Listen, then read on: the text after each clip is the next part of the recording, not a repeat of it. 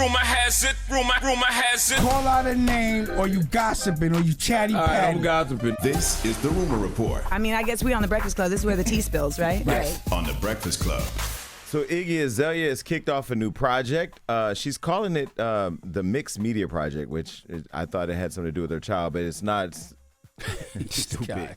Shout out to all the mixed people all over the world. Anyway, she's calling this project Hotter Than Hell. It's a subscription to a page, and it's costing you about $25. You can go in there and see all of the, I can say ass shots.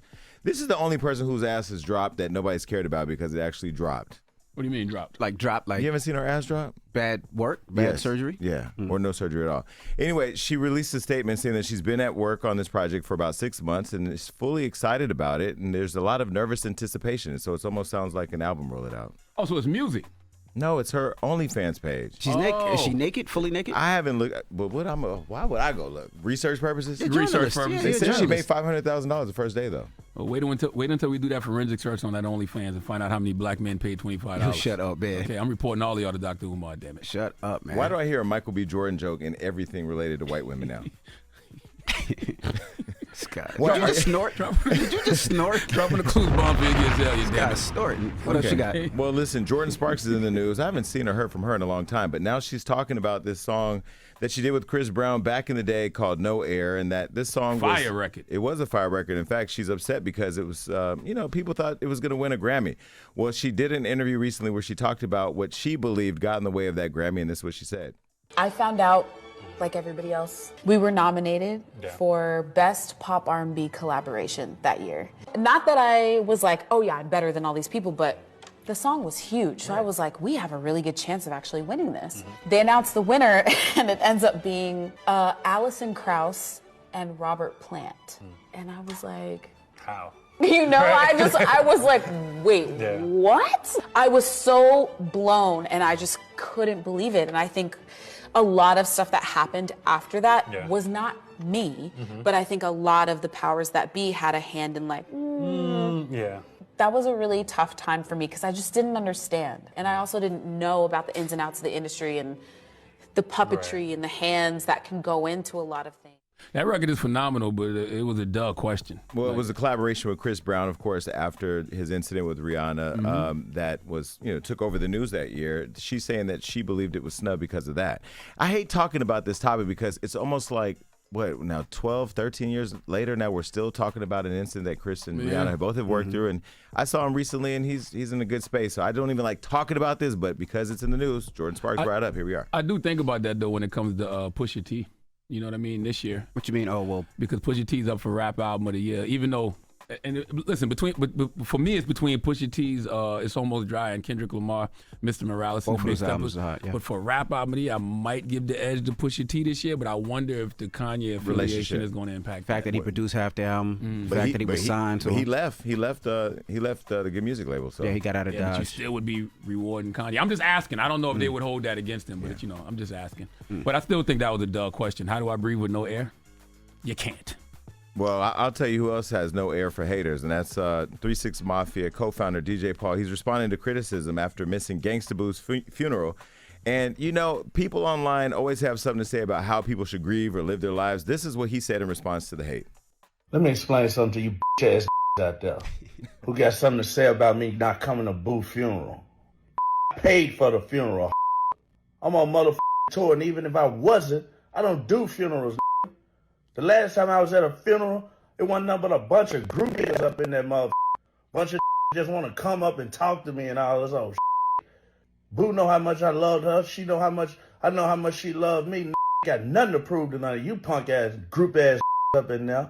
Cause it would be number about 4 or 5 motherfuckers in there if it wasn't for who I created. I'm the one who wrote Where the Dollars At Hook. I'm the one who was writing and producing that shit. And all you got something to say about, oh, look at her car, her mama want her to be cremated like the rest of their family. Yeah, the reason he said the cremation thing is because they said the casket wasn't amazing, but he was like, she's gonna be cremated. Listen, I feel him on that. I don't do funerals either. I don't either. But people need to stop telling people how to grieve. I rarely go online and comment, but I did go on to send my condolences and say, mind your business. He should have just said, bitch, mind your business. Yeah, and I like what Lil Duval said, too. Duval said, I done paid for more funerals than I've been to. You know what I'm saying? Because in my mind, that's the way to grieve. Because I know I'm not showing up to the funeral. That's not the way to grieve. But that's when somebody calls you and tells you that somebody you love passed, you immediately want to do something. That's how I usually respond. But other than that, it's like you can't tell people how to grieve, man. I don't do funerals either, unless it's my personal around family. Not me. But other than that, my grandmother passed. God bless her dead. That's like my big mama, my mama's mama. I didn't go to that. You know what I'm saying? I'm not going to my own funeral if I can help it. Nah, you got to go to grandma's funeral. You got to go to your parents' funeral. I don't know if I can handle that, bro. Yeah, my stepmother just passed away. I didn't go to her funeral. I don't know whether she was really. Yeah, no. Because you know what it is? I don't want my last visual to be of them in a casket. I want my last memory of the person I loved to be when I was laughing with them, joking with them. That's what I want to see in my mind. It's something about seeing somebody in a casket. Oh my God, man. It's also to support the family there, to be there for your mom or your dad. You know what I mean?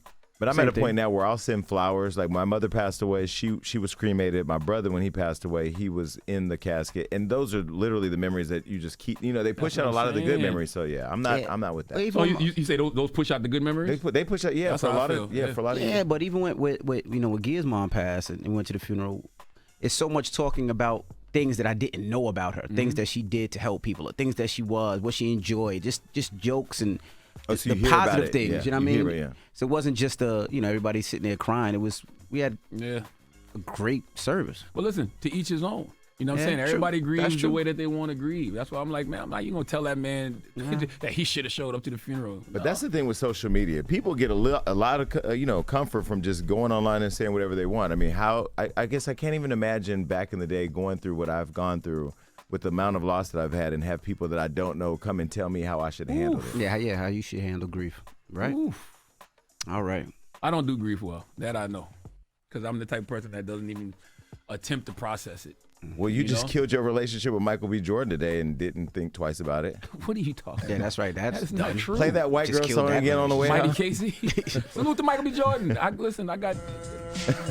love Michael B. Jordan the way he loves white women. He gonna get that credit score up if nothing. Oh my goodness, y'all are crazy. All right, well, who you giving that donkey to, man? Leave that up while he's talking. No, we can't leave that up while I'm talking. This is a serious issue. Oh man. For after the hour, we need to talk about the fragile male ego. All right, we need Darius Miles and his friend Michael Lynn Davis to come to the front of the congregation. We would like to have a word with them. All right. We'll get to that next. It's The Breakfast Club. Good morning.